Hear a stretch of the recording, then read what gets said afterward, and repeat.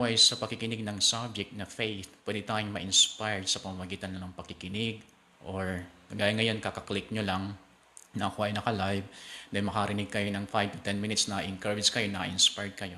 Hindi ibig sabihin na meron na kayong motivation to live by faith. Hindi pa. Kailangan yung upuan talaga. At bakit kailangan nating upuan? Siyempre, una sa lahat, ang dahilan kung bakit natin kailangang upuan ang subject na faith, dahil sabi sa Hebrews 11:6, for without faith, it is impossible to please God. Siyempre, pag sinabing impossible, ibig sabihin, it's not possible. Kaya kung sinabi ang it's impossible, then ano man yung kasunod na word nun, then it's not possible talaga. Kaya kung ang kasunod niya ay it's impossible to please God, then if you're trying to please God, na wala ang faith, and hindi mangyayari yan. Hindi matutuwa ang Diyos sa buhay natin. Kahit anong paraan natin gawin o kahit sa anong paraan natin kunin na we want to please God, it's impossible. Kasi sinabi na nga, it is impossible to please God without faith. Kaya kung inaakala natin na nalulugod ang Diyos sa atin but we're not walking by faith, it's not possible. Nakasulat na it's impossible to please God without faith. If you want to please God, learn to live by faith. So every time na meron kang assurance that you are living by faith, then God is pleased. Although sometimes nagkakamali tayo, although sometimes tayo ay nag-fail, mistake, but if you are living by faith, you are pleasing God. But if you think you are not failing, but you are not walking by faith, then you are not pleasing God. We can only please God when we walk by faith. Dahil sinabi na nga niya sa kanyang salita, it is impossible to please God without faith. Kaya ganyan kahalaga kung bakit kailangan nating upuan yung subject na ito. Because as a creation, we want to please our Creator. And the best way to please our Creator is for us to live by faith. Not by feelings. Not by works. Not by good works. Good works alone without faith is not able to please our Creator. So not by feelings, not by works, not by anything else. It's only by faith. That's how we please our Creator. At bilang kasunod nito, when we please God by faith, then success, real success will follow. Hindi mo pwedeng unahin yung success and then after that you will live by faith. Hindi po mangyayari yan. You live by faith, success will follow. Kaya nga, kung kayo ay tinuturing yung successful ang buhay ninyo ngayon, saan mang larangan, kasi yung success ay maraming aspeto yan. Pero kung inisip ninyo, inaakala ninyo, you think you're successful already, pero alam mo, hindi mo yan nakuha, it's because of living by faith. Then you have no assurance na ang success na yan magtatagal sa'yo. Wala kang assurance na mapapanatili mo yung anumang tagumpay na nakamit mo na natagumpay mo hindi sa pamamagitan ng faith. Kaya kung gusto mo manatili sa success na narating mo, gusto mo manatili sa level na yan, then there is no other way but to live by faith. Kaya nga kailangan nating upuan nito. At kung sinabi kong upuan nito, habang nakikinig kayo ng subject na ito na tinuturo ko, kunin mo ang Bible mo, mag-take note ka, i-resist mo ang temptation na magbukas ng ibang tab, i-resist mo ang temptation na i-click yung mga nagpa-pop out dyan sa cellphone mo o sa laptop mo. I-resist mo ang lahat ng mga yan. And then follow closely the teaching. And then after that, I promise you, you will not only be inspired, but you will be motivated to live by faith. And then when you live by faith, you will please God. And the next thing will happen is success will follow. Sa mga hindi naman nakakaranas pa ng tagumpay, sabihin ko sa inyo, You will succeed if you will master the faith subject.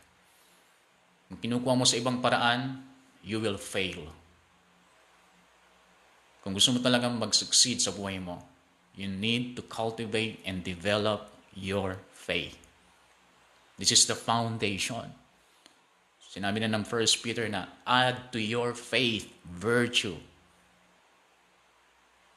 Add to your faith knowledge. Hindi yung knowledge and then faith. No, add your knowledge to your faith. So, ang faith muna ang pinakaunang dapat mong imamaster. Kung ayaw mong mawalan ng kabuluhan ng mga pagpapagal mo ngayon, asikasuhin mo muna ang faith mo. Di ba kayo nagtataka? Ang daming nasi-shake. Business, trabaho. Okay, sa mga nasa government, kahit hindi kayo nagtatrabaho, diretso ang sahod ninyo. Pero gusto kong i-remind, galing yan sa tax natin. So you need to do your job bilang kapalit ng mga tax namin na pinapasahod sa inyo. Hindi nyo dapat dayain ng gobyerno dahil pag dinayan nyo ang gobyerno, dinadayan nyo kami na nagtatax. Paalala lang. Pero sasabihin ko sa inyo, sa palagay ninyo, kayang sustentuhan ng gobyerno ang inyong sahod ng ilang taon? Na apektado ang lahat ng mga nagtatax, nababawasan ang kanilang tax? Palagay ko hindi. Masusustentuhan ng gobyerno ang inyong mga sahod kahit hindi kayo nagtatrabaho sa pamamagitan ng utang ng gobyerno. At ang magbabayad yan, tayong lahat. Tayong lahat ng mamamayan, kasama mga OFWs na magbabayad ng mga utang na yan. Okay? So, wag niyong sabihin na stable kayo dahil nasa gobyerno kayo. Dahil hindi. Galing sa utang yung sahod ninyo. At ang magbabayad buong Pilipinas, buong lahat ng mga Pilipino na nagtatax.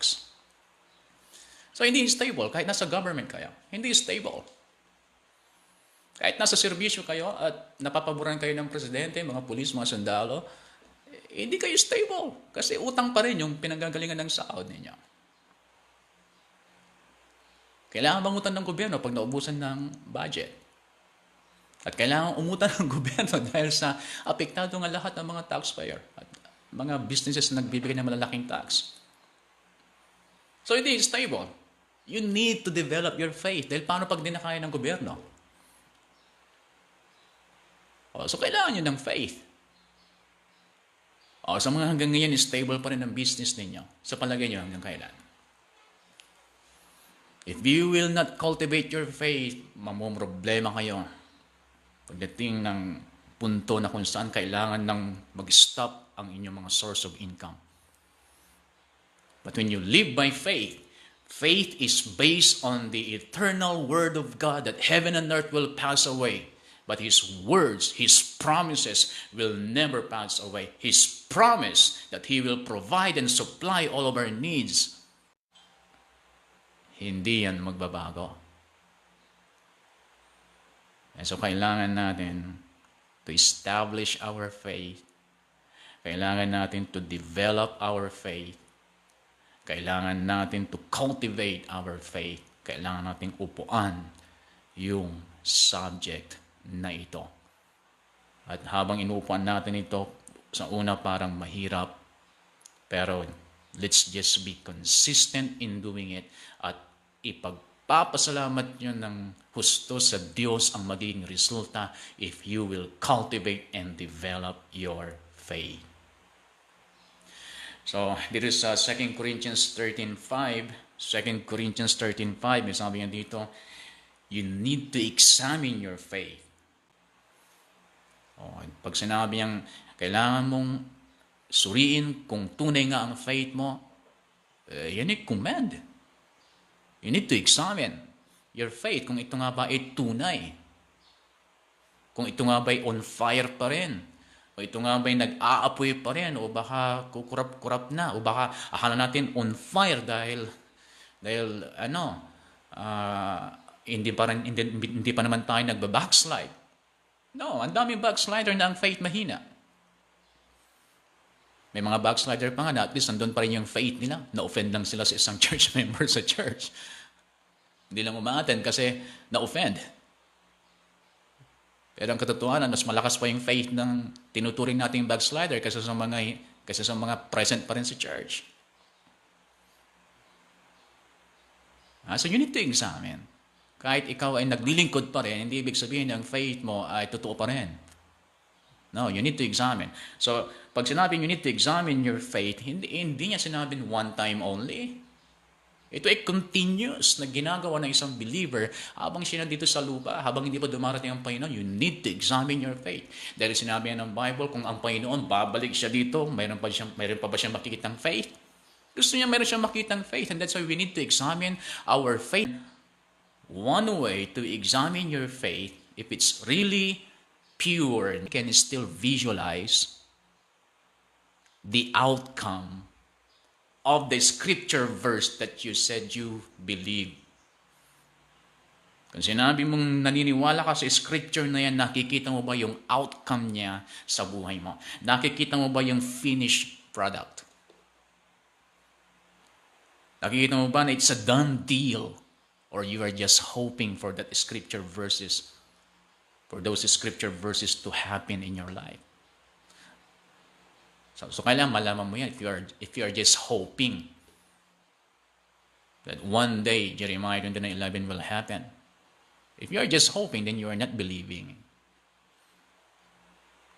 Because if you are really believing it, then you can visualize its outcome. And second is you will declare continually. Real faith speaks. 2 Corinthians 4:13. The spirit of faith is we believe and therefore we speak. Hindi nawawala yung confession level ng iyong faith. Or the confession part ng iyong faith, hindi nawawala. Kasi kung talagang faith yan, you will speak. Kung faith yan, you will declare.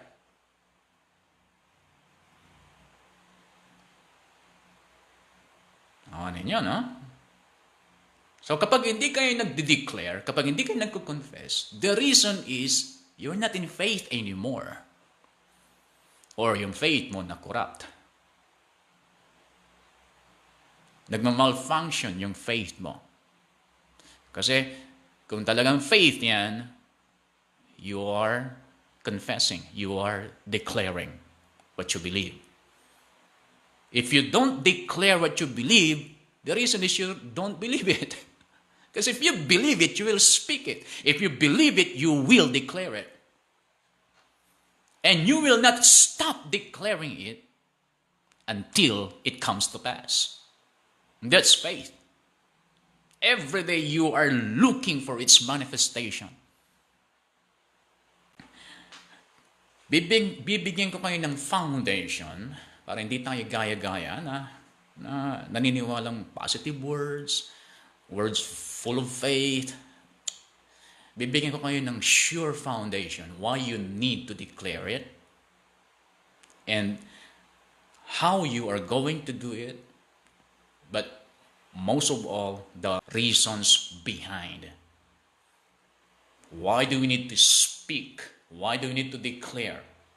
And then, how are we going to do it, and what are we going to do with our spirits so that it will become natural for us to speak faith-filled words and we are not just trying to speak it. Kasi hindi gaano na ma-maximize yung power ng confession kasi narinig lang natin sa isang preacher about words, about power of the tongue. Narinig lang natin ng isang beses and then we applied it. Although mayroon siyang effect sa ating buhay, pero hindi siya na-maximize kasi wala tayong sure foundation. Sa akin talaga, in every teaching, in every subject, I want a sure foundation. Ayaw kong gumagaya-gaya lang ako. Gusto kong hukayin yung pinakapundasyon. Ano mang klaseng subject, ano man ang klaseng itinuturo. Ayaw kong gaya-gaya lang. Ayaw kong sasabihin kung nakareceive ako ng revelation and then preach it without searching and building a sure and solid foundation. Gusto ko lagi binibigyan ng matibay na pundasyon ng anumang klaseng subject sa Bible. Dahil meron naman talagang sure foundation. Nasa Bible lahat yan. Ayan ang gustong-gusto ko sa mga pinapakinggan kong mga teachers and preachers of the Bible dahil hindi sila basta-basta nagtuturo lang, kundi binibigyan ng matibay na pundasyon.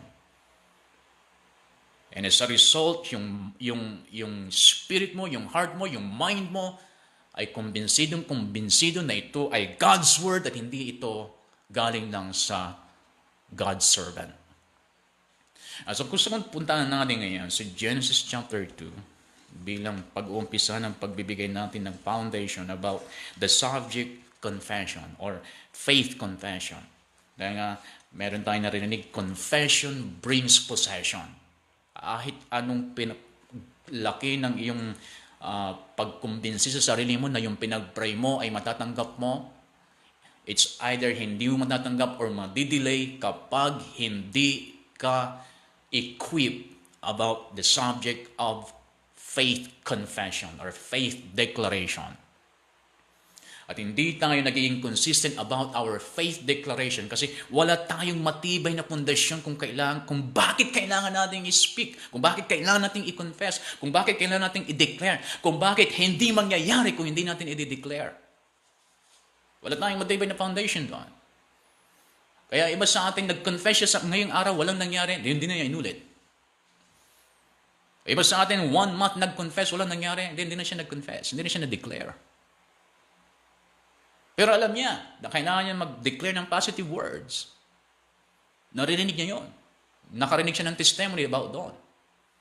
So, bigyan ko kayo ng matibay na foundation from the Bible, bakit kailangan natin na mag-confess by faith. Or kailangan nating i-confess yung anumang pinaniniwalaan natin dito sa loob. Genesis chapter 2. Titingnan natin yung verse 7. Genesis chapter 2 verse 7. Sabi yan dito, then the Lord God formed the man from the dust of the ground. He breathed the breath of life into the man's nostrils, and the man became a living person. Ito ang gusto kong i-explore muna.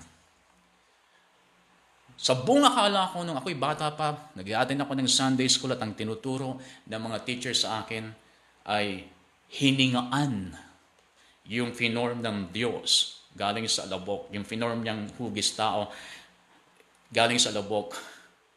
Hiningaan. Ang mga ibang term na ginagamit nila, binugaan ng hangin. Palikan ko yung word na hiningaan. Kailangan ba ng Diyos huminga para mabuhay?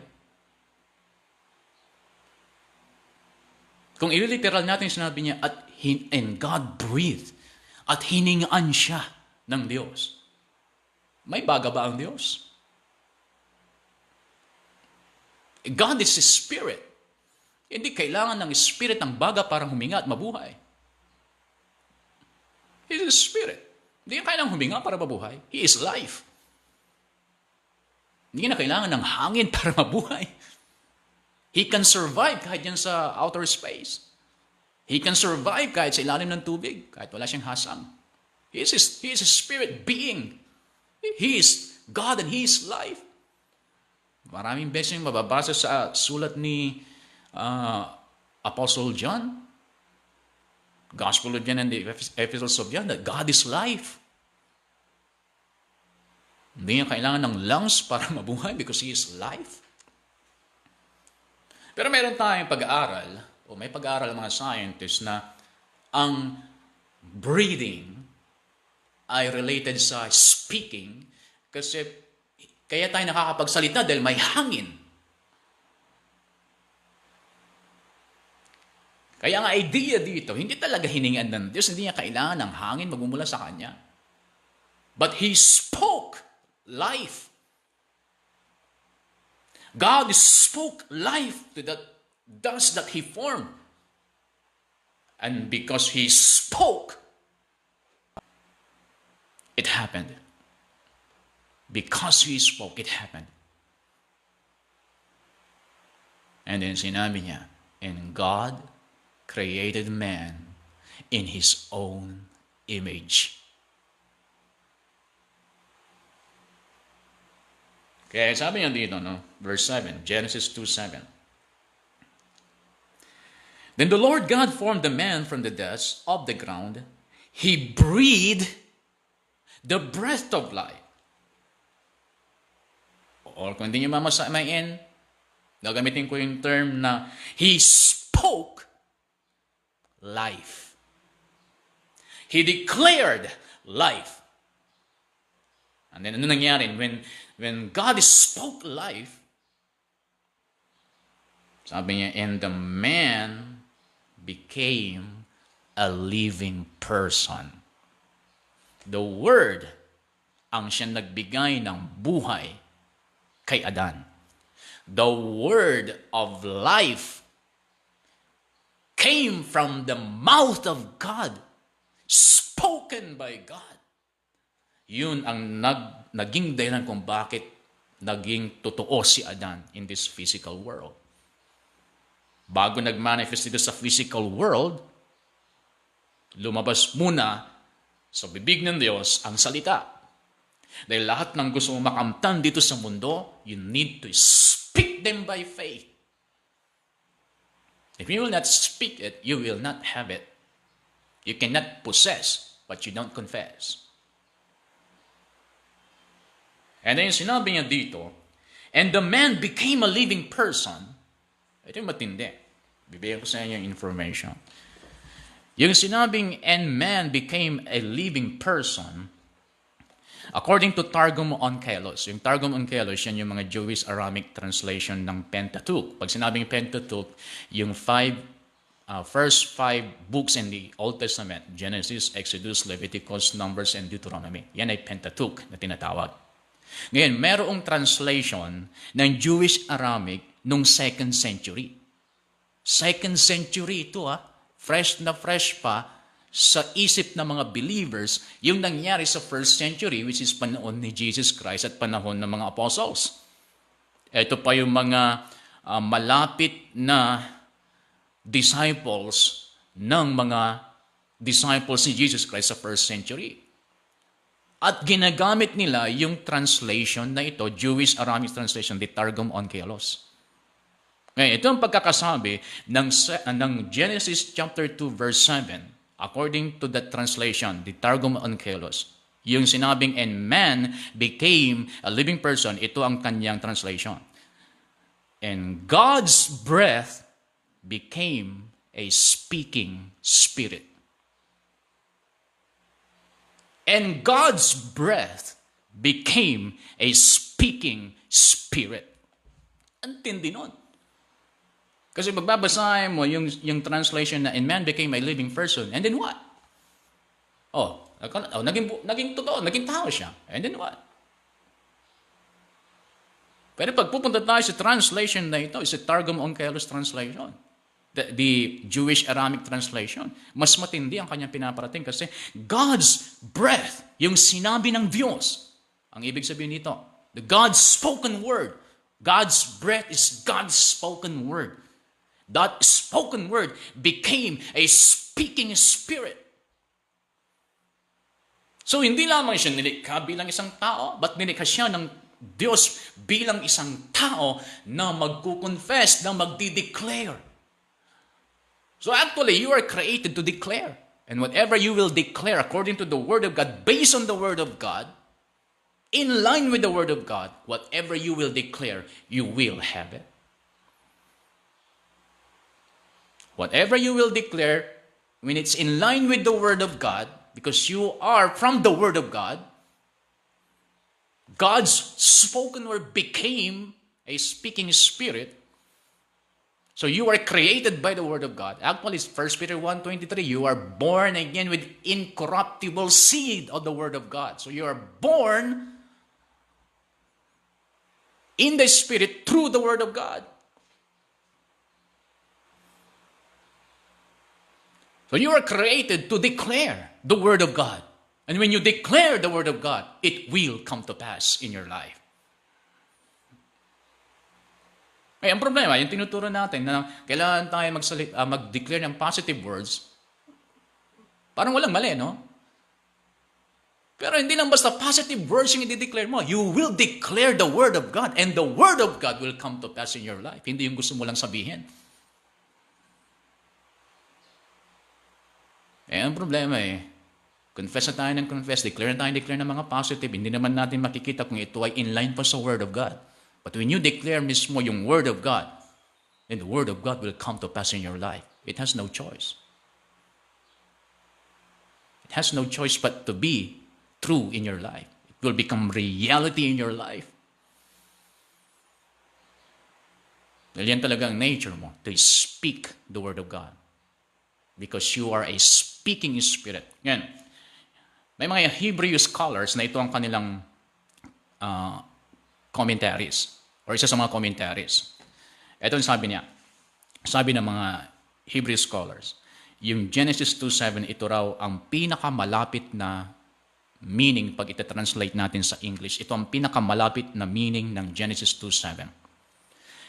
Yung sinabi niyang, and man became a living person, ang ibig sabihin daw, and man became a speaking spirit like God.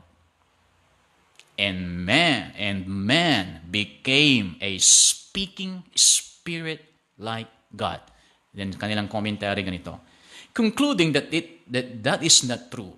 Ito yung mga Hebrew scholar, concluding that this is not true. Yung sinabi nilang, and man became a speaking spirit like God. Kung hindi raw ito totoo, then it is same by saying that God created a spirit that does not speak like Him. Tinto yung argument nila, no? Tinto yung comment nila. Kung sasabihin natin hindi totoo, and man became a speaking spirit like God. Kung sasabihin mo hindi yan totoo, yan ay pareha sa pagsasabi na ang tao ay nilikha na hindi nagsasalita katulad ng Diyos. Kung sasabihin natin hindi totoo, yung and man became a speaking spirit like God. Pero totoo we're created like God. In the image like God. In the image of God. We're created like Him. Bakit ano ba ang Diyos? He created the world through words. And He created us through word. And He created us to speak words like Him. So, yan yung foundation sa mga sinasabi natin, we need to speak positive words. We need to speak faith-filled words. Ang kaso, naririnig nila, we need to speak positive words. Hanggang ngayon, negative pa rin ang sinasabi. Why? Because there's no foundation but who we really are, kung ano talagang pagkakalikha ng Diyos. Actually, angels cannot speak words kapag hindi sila allowed na sabihin yon. Ang mga angels, hindi sila katulad natin. Kaya hindi mataas ang angels sa tao. Ngayon, sa pagkakalikha, dahil binigyan sila ng power to perform miracles, to perform wonders na hindi kayang gawin ng tao, binigay ng Diyos sa kanila yon, kaya mas mataas sila when it comes to that kind of creation. But actually, binigay ng Diyos sa kanila yung mga empowerment na yon to serve us, to protect us. So they are our servants, actually. They are our ministers. So hindi sila mas mataas kaysa sa atin. Dahil ang pinakamagandang nilikha ng Diyos ay ang tao. At nilikha niya ito ayon sa kanyang huwangis. At nilikha niya itong katulad niya nagsasalita at kapag nagsalita, nangyayari. Ang angels, hindi na magagawa yan. Sasabihin lang nila yung allowed silang sabihin. Pag sinabi nila ang isang salita na hindi sila allowed, they will be judged by God. Yung allowed lang sila. Hindi kagaya natin sa Proverbs 18:21. That death and life are in the power of the tongue.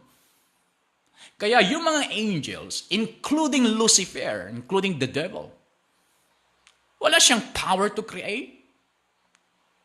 Kaya nagkakaroon ng evil sa mundong ito kasi nakikigamit ang devil and his cohorts sa power na ibinigay ng Diyos sa tao.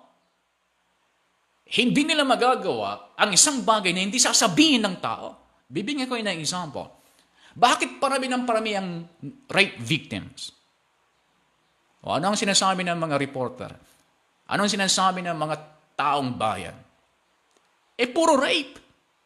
Pag wala na magsasabi ng ganyan, matitigil yan.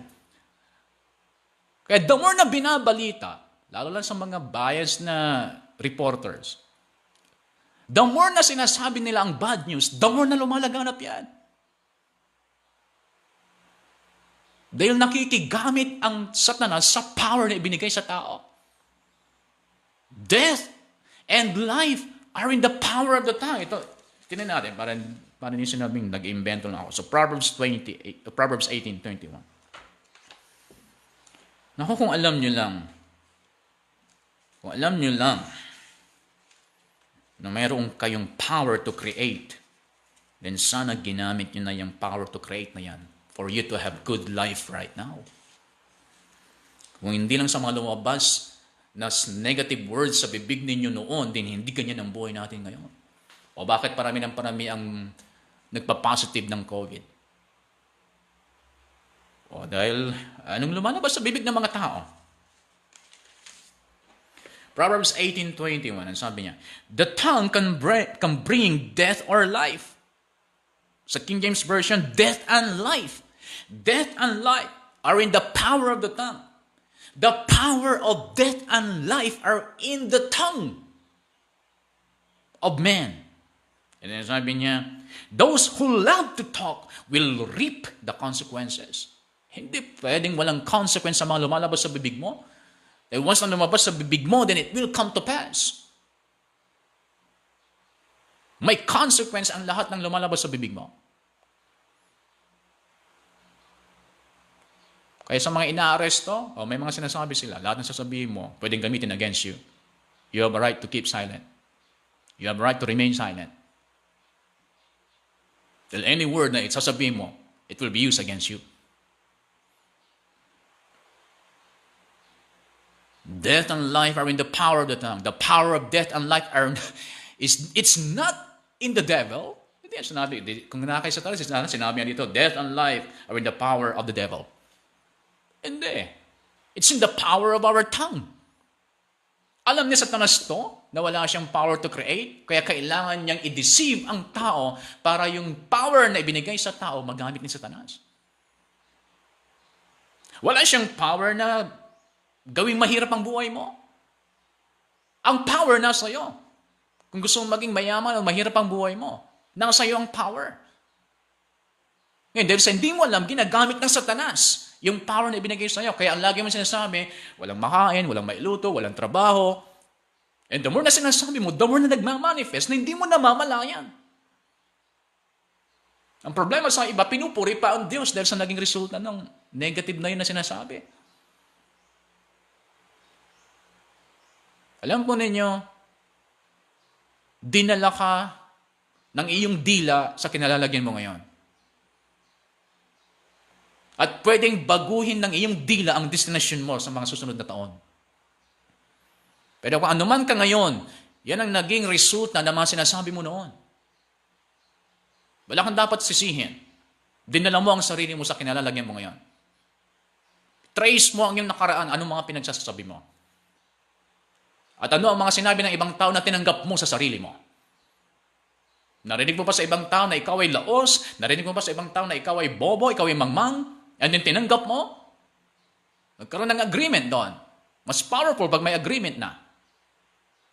Kaya kung tatanggapin mo lahat ng mga negative words na sasabihin sa'yo, uma-agree ka. Gusto mo mangyari yun sa buhay mo. Kaya ang challenge ko sa inyo, mamaya, pagkatapos ng teaching na ito, pumunta kayo sa kwarto ninyo, tapos kansilahin ninyo through the power of your tongue lahat ng mga sinabing negative against you. Lahat ng sinabing negative against your family, against your job, against your business. Kansilahin mo ngayon in the name of Jesus lahat ng mga negative words na sinabi sa akin ng mga tao, ng kapitbahay ko, ng kaibigan ko, ng magulang ko, ng mga kapatid ko, ng mga nakakilala sa akin, lahat, maging mga hindi nakakilala sa akin pero meron silang sinabing negative against me, in the name of Jesus, kinakansila ko ang lahat ng kapangyarihan nila ngayon at hindi na sila muling mangyayari pa sa aking buhay. And I confess positive words and I confess the word of God. He is my supplier. He is my provider. He is my El Shaddai. He is my healer. And i-confess mo ngayon. And then if you will be consistent in that way, then you are changing your future and your destination. Death and life are in the power of our tongue. Yan. Punta tayo sa ibang point. Or yun pa rin, pero bibigyan natin ng konting emphasis about how God created the universe. How God created the creation. Tignan natin Genesis chapter 1. So Genesis chapter 1, tignan natin yung verse 3. Pasan na lang natin sa verse 1 para maging malinaw. In the beginning, God created the heavens and the earth. The earth was formless and empty, and darkness covered the deep waters, and the Spirit of God was hovering over the surface of the waters. Then God said, "Let there be light," and there was light. And God saw. Kita niyo yan? Una, negative ang nakikita. Formless, darkness. At nung nakita ng Diyos that it was formless and it's dark, hindi sinabi ng Diyos na, "Oh, it's dark." Hindi niya sinabi yung nakita niya sa kasalukuyan. Hindi niya sinabi yung isang bagay na ayaw niyang nangyayari. Ang sinabi niya ay yung isang bagay na kumukontra doon sa kasalukuyang nangyayari. At nung nakita niyang madilim, hindi sabi, "And God said, it's really dark." Hindi. Sinabi niya yung gusto niyang mangyari. Ang gusto niyang mangyari, magkaroon ng liwanag. Kaya nung merong kadiliman, ang sinabi niya, hindi yung nangyayari, kundi yung gusto niyang mangyari. And God said, "Let there be light." At nung sinabi niyang, "And God said," "And God said," ang kasunod, "And God saw." Ay, ibang mangyari sa buhay niyo yan? You will say and you will see. Kaya tingnan niyo dito sa verse 9, sabi niya, "Then God said, let the waters beneath the sky flow together, etc., etc." And then, doon sa last part ng verse 12, "And God saw." See? Every time God said, ang kasunod, God saw. Sa tuwing sinasabi ng Diyos na magkaroon, ang kasunod, nakikita kung ano yung sinabi. Kaya dito ulit sa verse 14, "Then God said," and then doon sa last part ulit ng verse 18, "And God saw." Verse 20, "Then God said," and then last part ng verse 20, "And God saw." Paulit-ulit yan. Verse 24, "Then God said," and that is what happened. Verse 25, "And God saw." Okay, ulitin ko, bago ko pasukin yung verse 27. God said, God saw. God said, God saw. God said, God saw. Verse 27, "So God created human beings in His own image." God said, God saw. Then God created us in His likeness.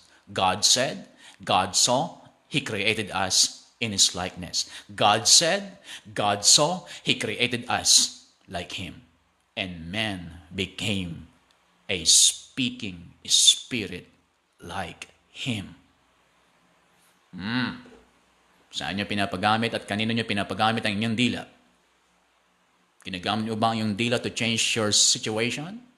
Or ginagamit mo ang iyong dila para maging worse ang iyong situation? Ginagamit mo ba ang dila for you to be healed? Or ginagamit mo ang iyong dila para magkasakit? Ginagamit mo ba ang iyong dila to become prosperous? O para maging mas mahirap? Ginagamit mo ba ang dila para mas lumala ang ugali ng iyong mga family members? Or para mabago sila? Ginagamit nyo ba ang dila para mawala na ang pandemic na ito? O ginagamit nyo ang inyong dila para mas lumala? Kanino mo pinapagamit ang iyong dila? But I will remind you once again, God said, God saw, He created us in His likeness. Man became a speaking spirit like Him. Matibay na foundation to. Kaya dito ngayon sa Romans chapter 4, dito natin Romans chapter 4. Romans chapter 4 verse 17. Tingnan natin ngayon. Ito si Abraham ito. Si Abraham, ayon sa Bible, he is the father of faith. The father of our faith. Kasi siya mismo, mentor ng Diyos how to live by faith. Kaya nga kahit imposible sa natural na siya ay magiging tatay, yung imposible na ito, walang nagawa nung natutunan ni Abraham ang mamuhay by faith. And God was pleased because of his faith life. Na hindi niya kinonsider ang natural circumstances, the present situations, hindi niya kinonsider yan. Ang kinonsider lang niya, ano ang sinabi ng Diyos sa kanya. That's it. Because if God said it, that settles it, whether you believe it or not.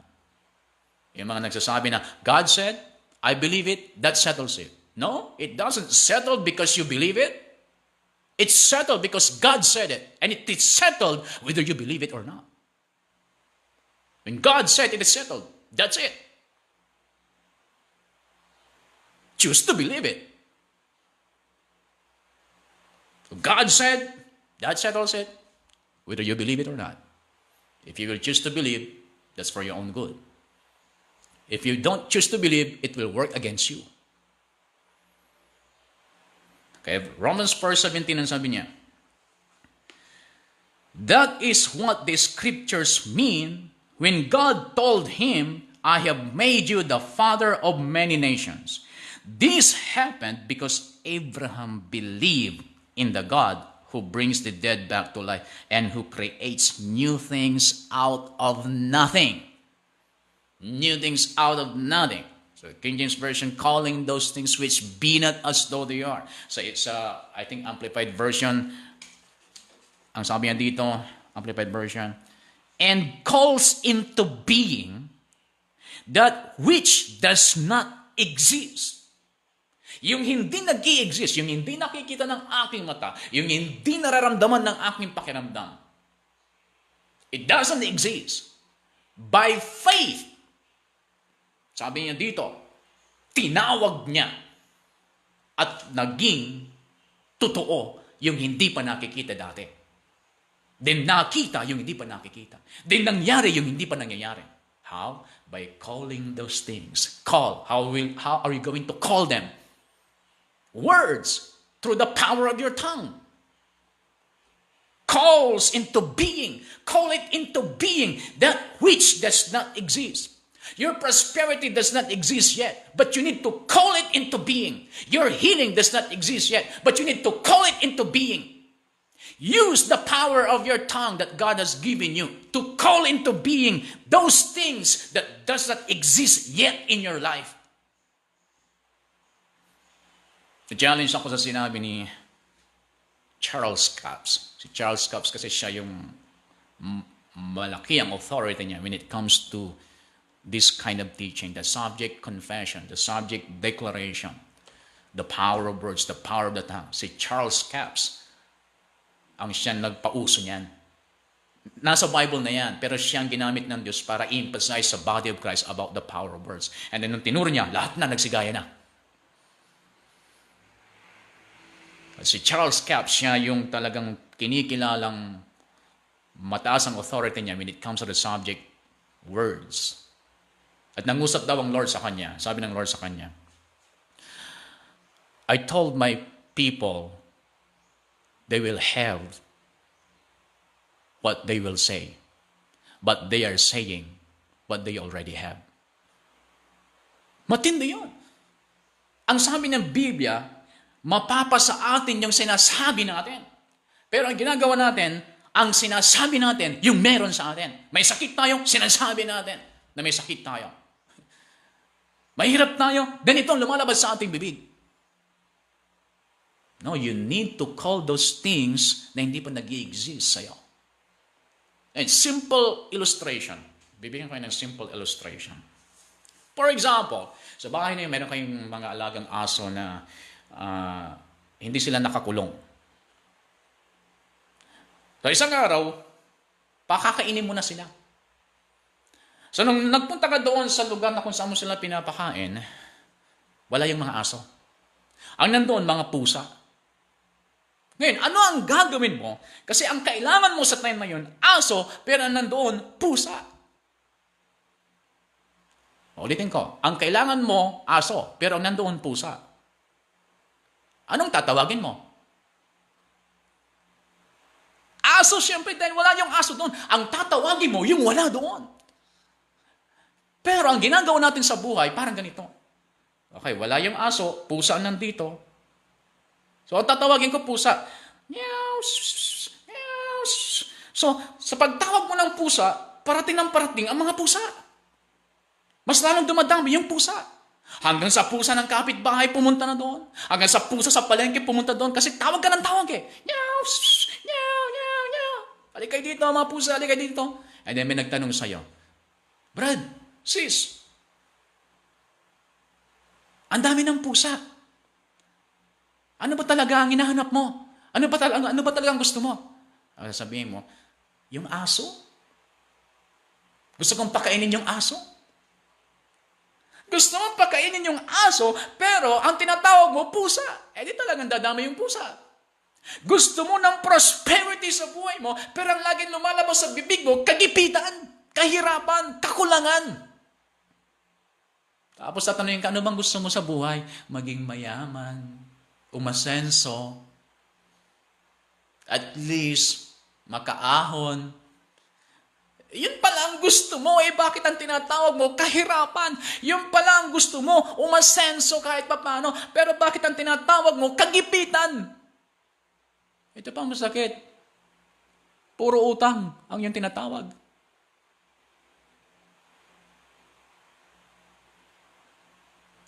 Bakit mo laging sinasabi ang sakit at karamdaman mo? Kung ang kailangan mo pala ay kagalingan. Bakit puro kapalpakan ang sinasabi mo, ang kailangan mo pala magtagumpay? Gusto mo palang mabago ang ugali ng iyong magulang o iyong mga anak, bakit puro negative ang sinasabi mo tungkol sa kanila? Bakit lagi mo sinasabi, wala kang asenso sa buhay? Kung ganyan ka, walang kauwi, maganda ang buhay mo. Bakit lagi nating sinasabi ito? Ang gusto pala natin, mabago sila. Kailangan natin yung aso, pero ang tinatawag natin pusa. Tapos magtataka tayo, bakit puro pusa ang nasa ating kapaligiran? Yun ang tinawag mo Gusto mong umasenso, pero puro kahirapan at kagipitan at utang nakikita mo, kasi yun ang tinatawag mo. Gusto mong mabago ang iyong family members, pero patuloy silang mas lalong nangingitim sa kalokohan. Bakit? Yun ang tinatawag natin. Lalapit sa'yo yung anumang tinatawag mo. Lalapit sa atin, anuman ang tinatawag natin. Calling those things into being which does not exist yet. Ang tatawagin mo, yung hindi mo nakikita pa. Ang tatawagin mo, yung hindi pa nag-i-exist. Yung hindi pa totoo. Kung hindi pa totoo ang prosperity sa buhay mo, din yun ang tawagin mo. Kung hindi pa totoo ang healing at health sa buhay mo, yun ang tawagin mo. At wag mong tigilan na everyday hanggat hindi mo nakikitang nangyari sa buhay mo. Yan ang tunay na faith. I-declare niya continually hanggat hindi nagaganap sa kanyang buhay.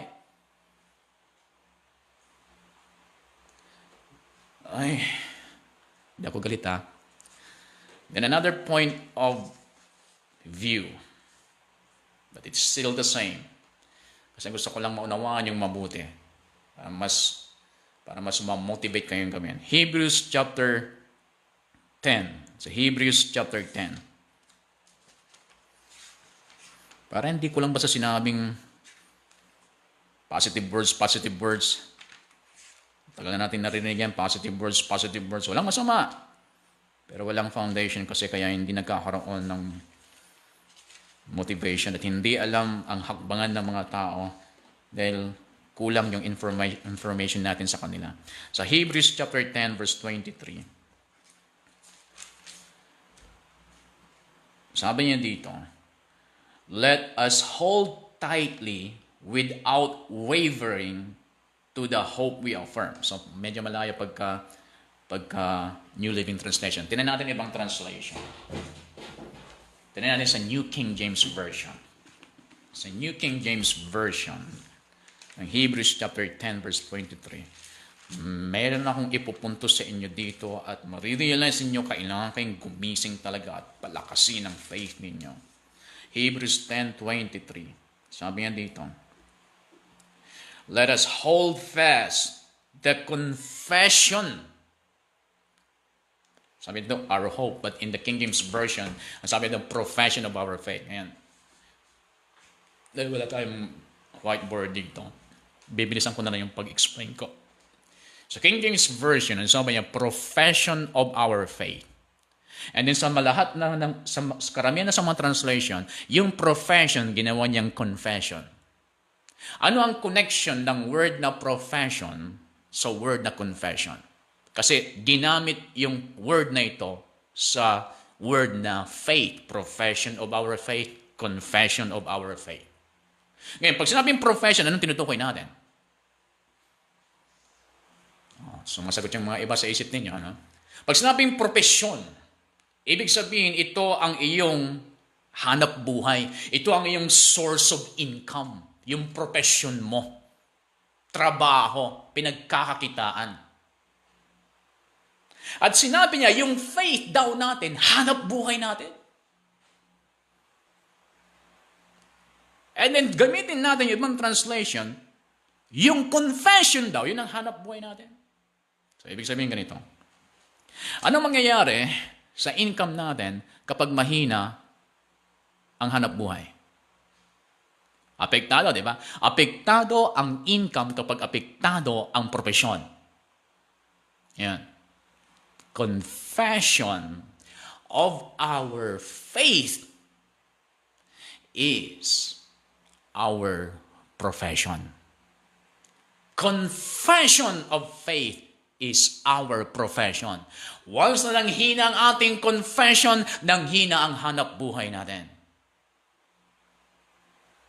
Kaya apektado ang lahat kapag nanghina ang iyong faith declaration.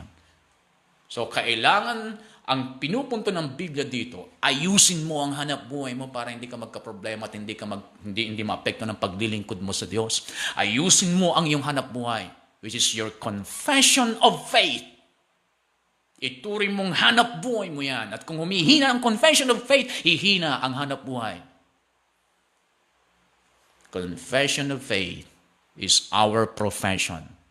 Ngayon, kumusta ang hanap buhay niyo? Kumusta na po ang hanap buhay ninyo sa kasalukuyan? Sa sandaling ito, kumusta ang hanap buhay ninyo? Hindi na mahirap magtaka o hindi na mahirap mag-isip ng kasagutan kung bakit may mga nangyayaring hindi natin gusto sa ating buhay at pamilya ngayon. Dahil sa katanungan, kumusta ang hanap buhay? Alam na natin kaagad ang kasagutan. Okay, sa ating pagtatapos, sa Book of Job, hindi tayo magtatapos dahil kukulangin tayo sa oras. No? Book of Job, chapter 6, verse 25. Sa palagay ko makaka-relate tayo sa buhay ni Job. Job chapter 6, 25. Ang sabi niya dito, Job 6:25, how forceful are right words.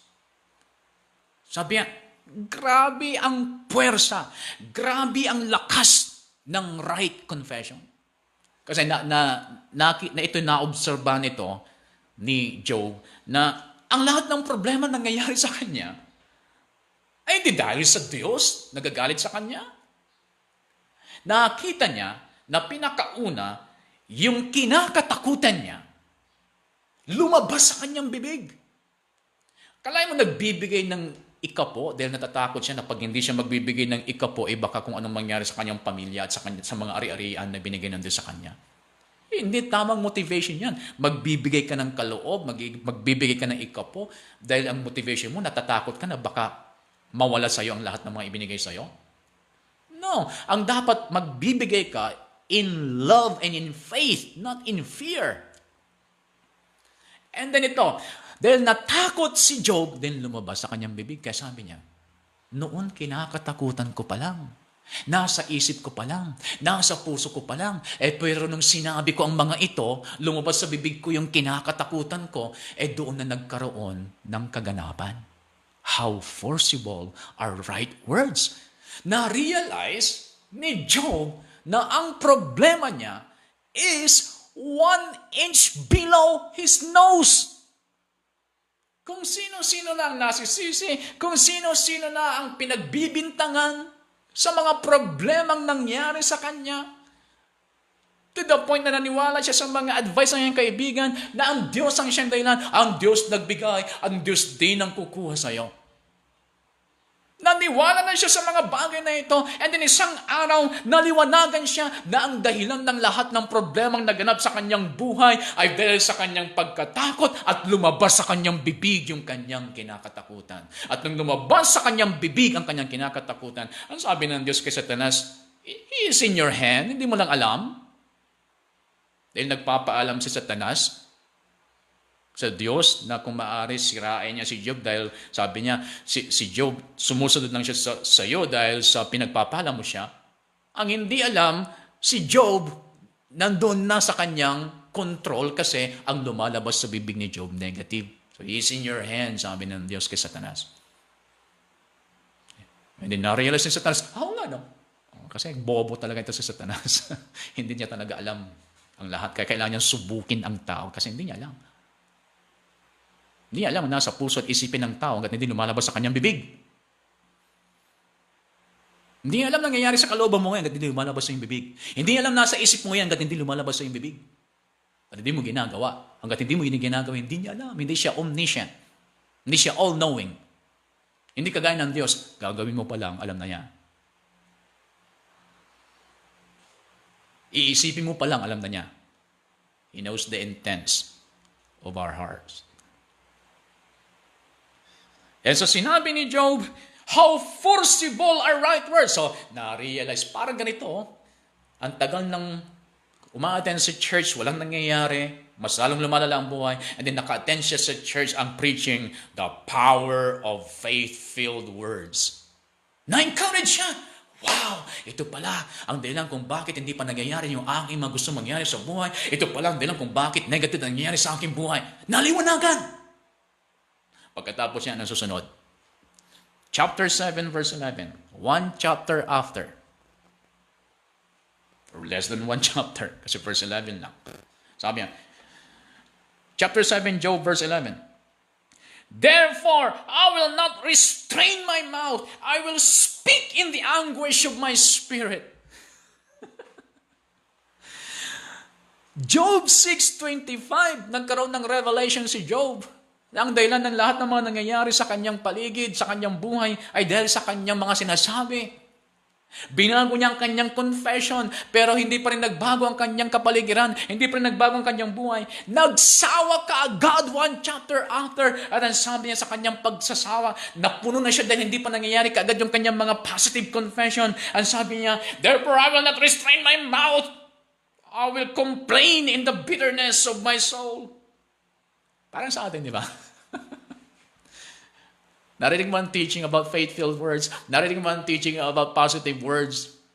Then binago mo ang confession mo. 1 month later, walang nangyari. Nagsawa ka, bumalik ka sa dating confession, bumalik yung mga sinasabi mong negative. Ganito po ang nangyayari sa mga believers. Nakarinig sila ng Word of God about power of declaration. Isinagawa nila, hindi nangyari kaagad. Bumabalik sila sa kung paano nagkaroon ng problema sa buhay nila by speaking negative words. Ay, iwanan ko ang verse na ito sa inyo. 2 Corinthians 4:13 bago tayo mag-close. Iwanan ko ang verse na ito sa inyo. Kung talagang faith yung nasa puso ninyo. Kung sinasabi mong nasa faith ka, then ito ang sinabi niya. Verse 13, 2 Corinthians 4. And since we have the same spirit of faith, kung yan ay faith, this is the spirit of faith. According to what is written, I believe and therefore speak, knowing that he who raised up the Lord Jesus will also raise us up with Jesus and will present us with you. What is the spirit of faith? Kung talagang faith yan nasa iyo. The spirit of faith is that we believe, and then we speak. Thank you, Lord, for your word na aming natanggap ngayon. Father, I pray na lahat ng mga na-inspired, na challenge, na motivate, nagkaroon ng desire to apply your word. I pray that your Holy Spirit will help them. Marami pa silang dapat malaman about this subject, but I pray your Holy Spirit will continue to enlighten them in this subject. Let them realize, Lord, that this subject ay isa sa mga kailangan mong ituro sa kanila na sa ganun ma-fulfill ang iyong mga plano sa kanilang buhay at sa kanilang mga ministeryo. Then sa ganun ay hindi po sila managot pagdating ng araw. Thank you, Lord, for the preaching of your word. We bless you, we glorify you. In Jesus' name. Amen. You're blessed.